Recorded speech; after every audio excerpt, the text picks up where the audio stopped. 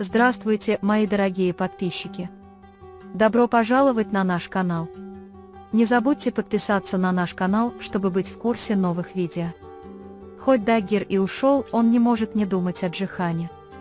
Пока он сидел в саду и говорил сам с собой: «Отныне мое сердце всегда будет биться за тебя», внезапно приходит Джихан и обнимает Даггера.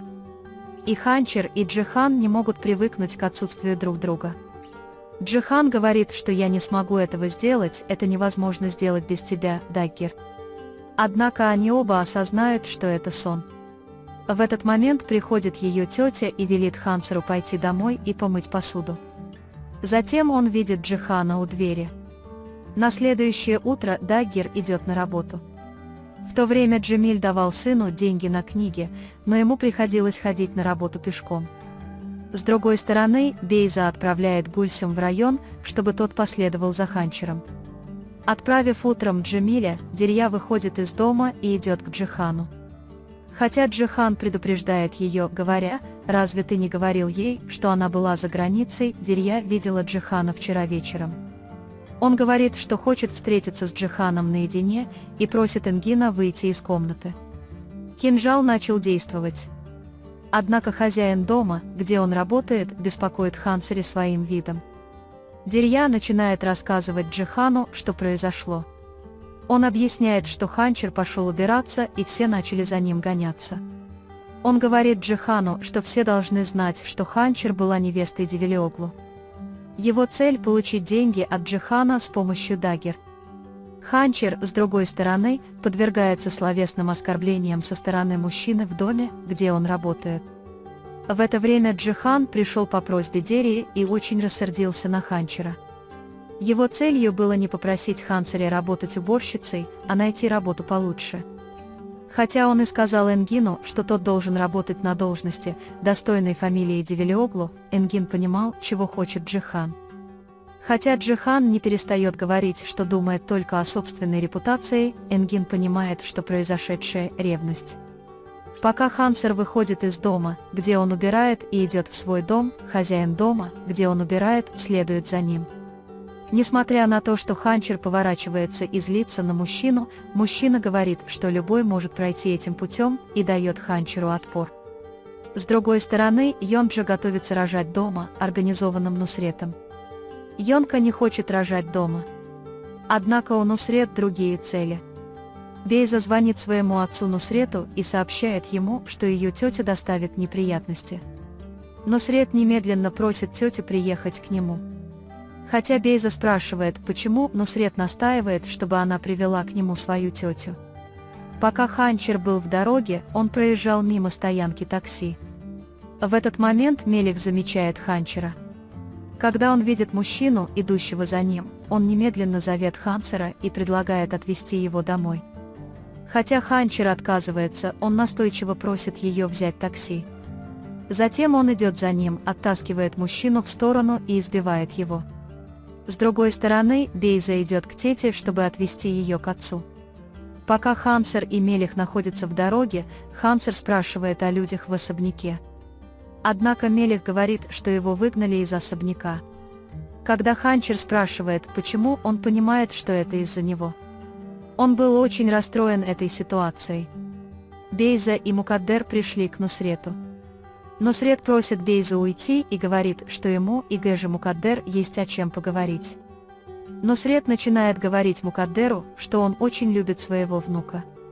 Госпожа Мукаддер не очень довольна. Тогда Нусрет ведет его наверх, показывает ребенка Янки и говорит: «Это будет твой внук». Мукаддера такая ситуация совершенно не устраивает. Йонка начинает объяснять, что хотела прийти и рассказать, что было раньше, но Нусрет ей помешал. На обратном пути на машине, высадив Ханчера, Мелих замечает сумку, которую забыл Хансер. В сумке маленькие синие пинетки. Мелих понимает, что Хансер беременна. Когда Ханчер приходит домой, она зовет тетю и Эмира. Когда она понимает, что рядом никого нет, она потирает живот рукой и разговаривает с ребенком, говоря, что не винит ребенка в том, что он устал. Нусрет приходит к Мукаддеру и говорит: «Хватит встреч». Мукаддер спрашивает, что будет с Йонкой после рождения ребенка. Нусрет злится и говорит: ты даже не задавалась вопросом, что случилось с твоим мужем. Эта девушка умрет так же, как и остальные. Йонка слышит эти разговоры, берет телефон, который ей дал Мукаддер, и немедленно кому-то звонит. С другой стороны, Мелих принес сумку, которую забыл Хансер. Когда он заявляет, что заглянул внутрь, Хансер заявляет, что эта ситуация должна оставаться между ними, и Джихан определенно не должен об этом знать. Как только Мелих принимает эту ситуацию, приходит Джихан и говорит: уже слишком поздно. Между тем Мукаддер заявляет, что не хочет вмешиваться в события и может делать все, что захочет. Однако Нусрет заперла дверь дома и хочет, чтобы ее сестра сначала решила, друг она или враг. С другой стороны, Джихан по-разному понимал разговоры Мелиха и Ханчера. Мелих же по-другому передает события Джихану, чтобы исправить ситуацию. Джихан очень зол на эту ситуацию. Он говорит, что Ханчер никому не нужен и не допустит оппортунистов. Джихан очень злится, когда Мелих говорит ему, что он больше не работает на него и что он должен извиниться. Затем он бьет Мелиха сзади. Когда Мелих отвечает Джихану, они начинают драться друг с другом. Несмотря на то, что Ханчер вмешался и разлучил их, Гульсим и вся округа увидели, что произошло. В этот момент приходит Джемиль и рассказывает, что произошло. Джихан говорит, что хочет поговорить со своей бывшей женой и поэтому пришел. Однако он заявляет, что неясно, почему Мелих пришел, и говорит, что ему следует спросить Мелиха, почему он пришел. Джемиль злится на них обоих и говорит им больше не приходить к нему домой. Джихан заявляет, что придет снова, если Хансер пойдет на уборку. Джемиль идет домой и спрашивает Ханчера, что случилось. Хотя Ханчер настойчиво говорит, что ничего не знает, Джемиль ему не верит. В этот момент приходит Дирья и спрашивает, что происходит.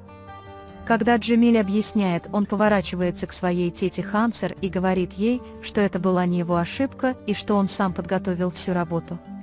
Затем она спрашивает тетю, сделала ли она что-то не так. Когда его тетя говорит, что она права, Джемиль теперь верит в Ханчера. Однако он задается вопросом, что находится в сумке, и просит сумку у Хансера. Госпожа Мукаддер оказалась беспомощной после того, как Нусрет показал ей свой пистолет. Он пришел домой в отчаянии.